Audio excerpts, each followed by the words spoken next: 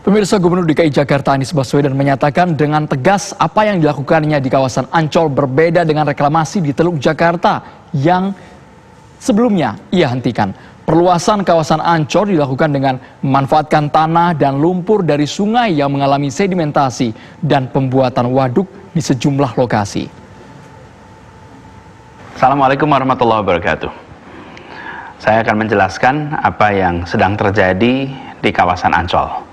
Yang terjadi ini berbeda dengan reklamasi yang alhamdulillah sudah kita hentikan dan menjadi janji kita pada masa kampanye itu. Jakarta ini terancam banjir. Salah satu sebabnya karena ada waduk, sungai yang mengalami pendangkalan atau sedimentasi. Ada 13 sungai, kalau di total panjangnya lebih dari 400 km, ada lebih dari 30 waduk, dan secara alami mengalami sedimentasi. Karena itulah kemudian waduk, sungai itu dikeruk terus-menerus, dan lumpur hasil kerukan itu dikemanakan? Lumpur itu kemudian ditaruh di kawasan Ancol. Dan proses ini sudah berlangsung cukup panjang, bahkan menghasilkan lumpur yang amat banyak, 3,4 juta meter kubik. Nah, lumpur ini kemudian dimanfaatkan untuk pengembangan kawasan Ancol. Jadi ini adalah sebuah kegiatan untuk melindungi warga Jakarta dari bencana banjir. Ini berbeda dengan proyek reklamasi yang sudah dihentikan itu. Itu bukan proyek untuk melindungi warga Jakarta dari bencana apapun. Di sana ada pihak swasta berencana membuat kawasan komersial, membutuhkan lahan, lalu membuat daratan, membuat reklamasi. Jadi di situ bahkan ada unsur menerabas ketentuan lingkungan hidup, ada unsur hilangnya hajat hidup para nelayan, karena sebagian berhadapan dengan perkampungan nelayan, misalnya di Kamal Muara, di Muara Angke. Lalu ini juga berhadapan dengan kawasan Cengkareng Drain dan muara Sungai Angke.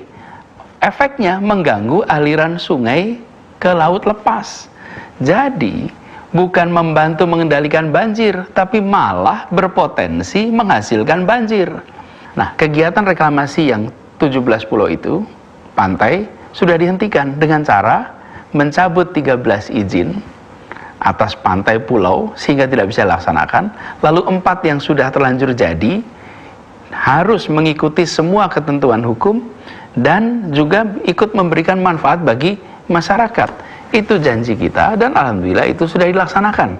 Jadi alhamdulillah itu sudah tuntas. Jadi kembali kepada soal Ancol ini. Lumpur hasil pengerukan sungai dan waduk itu memang menambah lahan bagi Ancol. Dan penambahan lahan itu istilah teknisnya adalah reklamasi.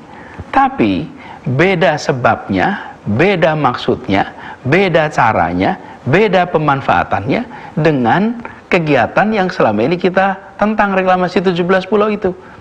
Dan ini bukan bagian dari kegiatan reklamasi 17 pulau itu. Ini adalah bagian dari usaha menyelamatkan Jakarta dari bencana banjir. Jadi, masalahnya bukan sekedar soal reklamasi atau tidak reklamasi. Masalahnya adalah kepentingan umumnya di mana? Rasa keadilan sosialnya di mana? Ketentuan hukumnya bagaimana? Nah, yang 17 pulau itu tidak sejalan dengan kepentingan umum, kemudian ada permasalahan dengan hukum, ada mengganggu rasa keadilan. Sementara yang di Ancol ini adalah proyek pemerintah untuk melindungi warga Jakarta dari banjir, lalu dilakukan pengerukan sungai, waduk, yang kemudian menghasilkan lumpur. Di situ kemudian muncul yang biasa disebut tanah timbul karena penimbunan lumpur di sana. Jadi pengerukannya oleh pemerintah, pengelolaan lahannya oleh pemerintah, dan pemanfaatannya untuk seluruh rakyat. Jadi apalagi program ini tidak mengganggu kegiatan nelayan, tidak menghalangi aliran sungai manapun menuju laut, dan ini sudah berlangsung selama 11 tahun. Lalu untuk memanfaatkan lahan yang sudah terbentuk itu, yang ukurannya 20 hektar itu, Pemprov DKI harus memberikan alas hukum untuk memenuhi syarat legal administratif. Untuk itulah kemudian keputusan Gubernur nomor 237 2020 dikeluarkan sehingga tanah itu bisa dimanfaatkan dan bisa dimanfaatkan segera untuk kepentingan publik.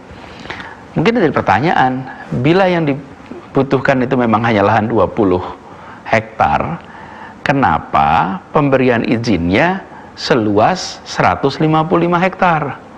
Jadi begini, pengerukan ini akan jalan terus. Pengerukan sungai, waduk, bahkan ke depan penggalian terowongan MRT, tanahnya pun akan ditimbun di tempat ini. Karena itulah ada kajiannya, dan dari hasil kajian AMDAL, lokasi yang dibutuhkan adalah sebesar 155 hektar. 120 hektar di sisi timur, 35 hektar di sisi barat.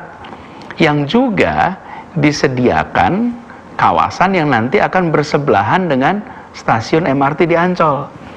Jadi, apa yang dikerjakan oleh Pemprov DKI Jakarta, kemudian BUMD milik Pemprov DKI Jakarta, dalam hal ini adalah pembangunan Jaya Ancol, adalah untuk melindungi warga Jakarta dari bahaya banjir. Dan kegiatan ini, perluasan ini bukan dipakai untuk kepentingan eksklusif, sekedar komersial, tapi justru manfaat dari lumpur hasil kerukan itu jadi lahan yang dipakai sebanyak-banyaknya untuk manfaat masyarakat di Jakarta.